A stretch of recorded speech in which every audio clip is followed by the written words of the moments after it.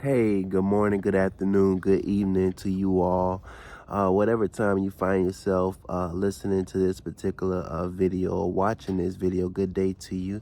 My name is Jerrie'Me Wright, and I'm signing on today, March the 4th, 2022, whereby I actually signed on yesterday, and I made mention of what was going on in the world. However, I did not go into detail, or I did not go into depth about what it was that was going on in the world. However, I'm sure many of us already know what has taken place over the past 9 days, as we have seen war broke out, whereby Russia actually invaded Ukraine on February the 24th, 2022. No one actually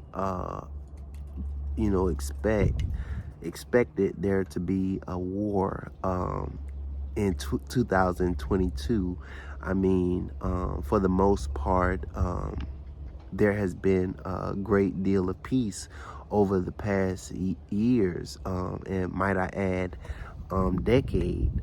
But we see that President of Russia, President Vladimir Putin, decided to invade Ukraine.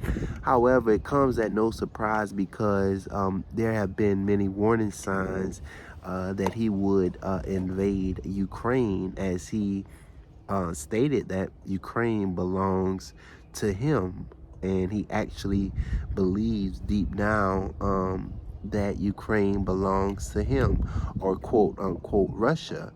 Now, there's a whole lot of history over there, whereby we have the Soviet Union and the Cold War, and all the history that has taken place over the years, whether it be decades ago, or half a century ago, or whatever, or a century ago. There has been a great deal of war that has taken place over there in that particular land. Now, just to understand what it is I'm about to say, we have what is called NATO. I'm sure you've heard about it if you've been in school. I know this is one of the things that we've actually learned in high school about NATO. NATO is the North Atlantic Treaty Organization, and NATO was actually formed on and signed on April the 4th, 1949. April the 4th, 1949.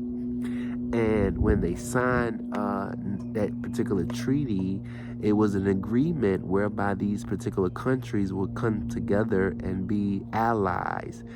They would be allies, and they would support one another if they were ever to go to war. And today, speaking of currently, today there are actually 30 countries a part of NATO. Now, with that being said, Ukraine is not a part of NATO. Ukraine is not a part of NATO. However, Ukraine does have the desire to be a part of NATO. And being that they have this desire to be a part of NATO, and Russia actually withdrew itself from this particular organization. Now, it kind of makes sense to me, because when you actually looking at that particular area, Europe, on the map, you have Russia, you have Ukraine, and you have Belarus. Now, Belarus and Ukraine actually borders Russia. From my understanding, I believe that Belarus is actually compliant with Russia. So Belarus is a country that has actually complied with Russia. And now it is President Putin's desire for Ukraine to do the same thing, to basically comply with Russia, and basically have Russia oversee this particular country. Now, Ukraine is a sovereign nation. Ukraine actually has its own rights and freedom. However, Russia invaded this particular country without cause. And being that Russia invaded this country without cause, or unprovoked, um, they're actually adamant about standing up and fighting against Russia, because here is a country that actually have done nothing wrong, but yet and still we have this leader of Russia who wants to be a bully and actually uh, wants to overtake Ukraine. And Ukraine's president, I'm not sure his name. All I know is that his first name is Vladimir as well, and I won't mess it up by trying to pronounce it. All we know is that this particular president, who was voted into office by the people in 2019, um, is not having it. He is not agreeing to lie down and roll over for President Putin. And because he refused to lie down and roll over for Vladimir Putin, uh, President Putin's ego, my interpretation, President Putin's ego and pride has gotten in the way. Therefore, he's willing to kill anyone, basically to prove his point. And for that very reason, we see that they are now in war. And as of today, March the 4th, is actually 9 days since Russia invaded Ukraine without cause. And there's the story is still developing, but this is not unusual, because in 2014 the same thing occurred, whereby Russia invaded Crimea, which is south of Ukraine, this particular peninsula. And that's an ongoing war. That was an ongoing war. It still is an ongoing war. And now we see that Russia has attacked Ukraine. Therefore, with this particular attack, what we come to know and what we come to learn is that Ukraine, who have this desire to be a part of NATO, is actually attacked by Russia, who is not a part of NATO anymore, which kind of makes sense for him to withdraw Russia out of NATO, because Article 5 of NATO is that if you attack one country in that particular organization, you attack all the countries in that particular organization. As of today, there are 30 countries.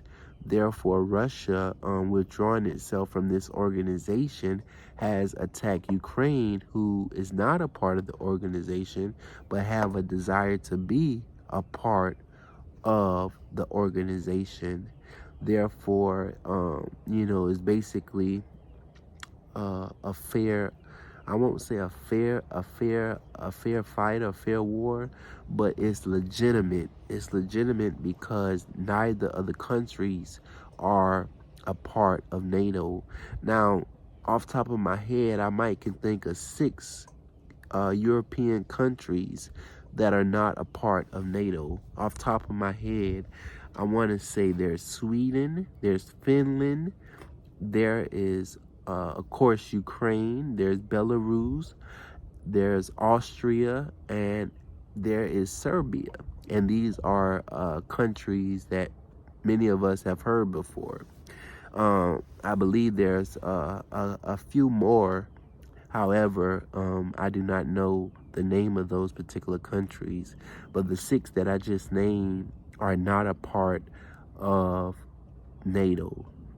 Therefore, these countries that are not a part of NATO, they actually are smaller countries. However, Ukraine, who geographically would be identified as the size of Texas, has a population about 4.5 million people, have been actually invaded by Russia, and Russia have a desire to overtake this particular country that is sovereign. And it's heartbreaking because you see so many little children who's actually being uprooted and displaced from their homeland for no reason at all. I mean, for no reason at all. They're actually being uprooted and they're being displaced because this particular leader is so filled with pride that he wants to prove a point. Therefore, many lives have been lost, and I'm sure lives will continue to be lost as long as they do not come together with a solution. So the resolution would definitely be a great thing. Therefore, I'm just asking you all to, pray for Russia, pray for Ukraine, pray for both leaders of those countries. Pray that